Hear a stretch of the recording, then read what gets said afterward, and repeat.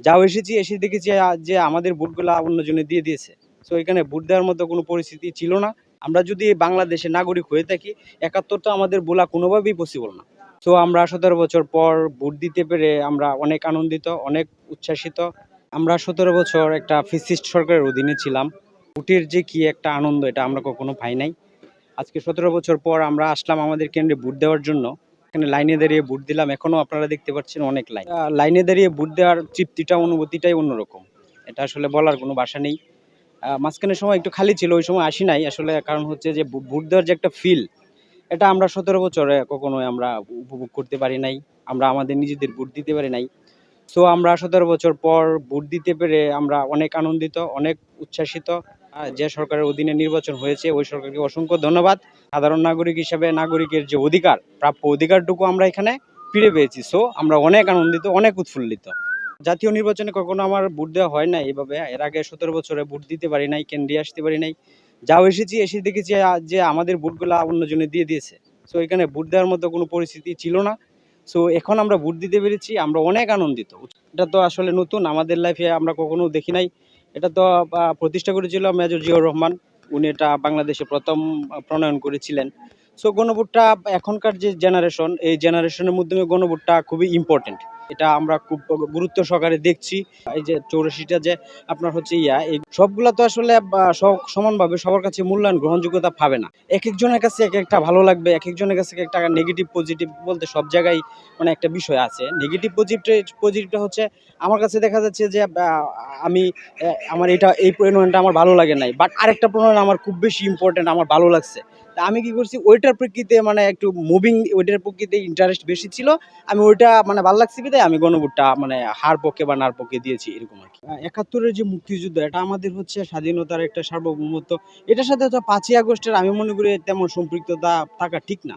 কারণ হচ্ছে আমরা যদি আমাদের মায়ের গর্ভে থেকে যে জন্ম নিয়েছি, সেই মায়ের গর্ভটাই যদি আমরা মাকেই ভুলে যাই, তাহলে তো এটা মানে ঠিক না। আমাদের মাকে আমরা কিভাবে ভুলবো? এটা তো সম্ভব না। আমার অতীত, আমার যেটা ফার্স্ট, ওইটা কখনো ভোলা যাবে না। মানুষ কখনো ফার্স্টকে ভুলতে পারে না। আর যার ভিতরে ফার্স্ট নেই, তার ভিতরে তো কোনো অনুভূতি নাই। আমার ফার্স্ট আমি কিভাবে বলবো? আমি তো ফার্স্টেই বললাম যে আমার মাকে তো ভোলার সুযোগ নাই। আমার মাকে আমি বলতে পারবো? কখনোই না। বাঙালি হিসাবে, আমরা যারা বাঙালি আছি, বাঙালি হিসাবে আমাদের এটা বলার ঠিকও না।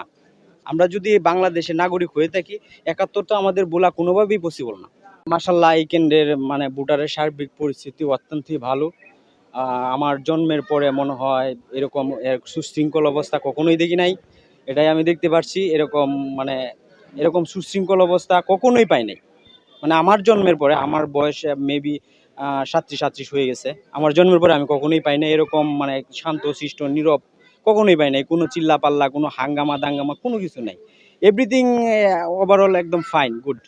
নেত্রকোনা ২ আসন হচ্ছে এখানে আমাদের যে প্রতিদ্বন্দ্বী আনোয়ারুল হক সাহেব, উনি অত্যন্ত ভালো মনের মানুষ। উনি অনেক দয়াবান। উনি অনেক কাজ করেছেন দেশের জন্য, সমাজের জন্য অনেক কাজ করেছেন। সো এই হিসাবে আমরা আনোয়ারুল হক সাহেবকে আমরা আগায় রাখতে চাচ্ছি। কারণ হচ্ছে উনি জনতার একজন ভালো মানের নেতা। উনি জনগণের নেতা, সর্বস্তরের নেতা। উনি সবসময় মানুষের কল্যাণে কাজ করেন। উনি ডক্টর যে পেশাটা, ওটা উনি সমাজ সেবার মধ্যে কাজে লাগিয়েছেন। এবং আমি দেখেছি দীর্ঘ ১৭ বছরে উনি যে ডক্টর, আপনারা জানেন কিনা জানি না, ডক্টর আনোয়ারুল হক অনেক ভালো মানের একজন অর্থোপেডিক্স, যেটা আমাদের ময়মনসিংহ পুরা বিভাগের মধ্যে এরকম অর্থোপেডিক্স আর কোনো ডাক্তার নেই। সো উনি ডাক্তারের পেশাটাকে উনি রাজনীতিক হিসেবে কাজে লাগিয়ে সমাজ সেবা করেছেন। সো এই হিসাবে উনাকে আমরা আগে রাখতে পারি। রাজনীতির সাথে অনেক দিন যাবৎ সম্পৃক্ততা ছিল উনার। উনি রাজনীতিকে অনেক আগে থেকেই জড়িত ছিল। যার জন্য উনি হচ্ছে ডক্টরেট যেটা, ওটা ভালোভাবে উনি মানে সার্ভাইভ করতে পারেননি। তো উনি কখনো নির্বাচন করেন নাই। এটাই উনার জন্য ধানের শীষ প্রতীকে ফার্স্ট টাইম নির্বাচন। তারাও ভালো, মেবি ভালো। কারণ হচ্ছে আপনার এনসিপি জামাতের সাথে জোট করে যে প্রার্থীটা হয়েছে এনসিপি, উনি হচ্ছে নতুন প্রজন্মের। নতুন প্রজন্মদেরকে আসলে সুযোগ দেওয়া উচিত। নতুন প্রজন্ম ক্ষমতায় আসলে বা রাজনীতিতে আসলে এটা ভালো আমাদের জন্য মেবি। এটা অত্যন্ত মানে সুপ্রসন্ন, অনেক ভালো। আচ্ছা, অসংখ্য ধন্যবাদ। Thank you.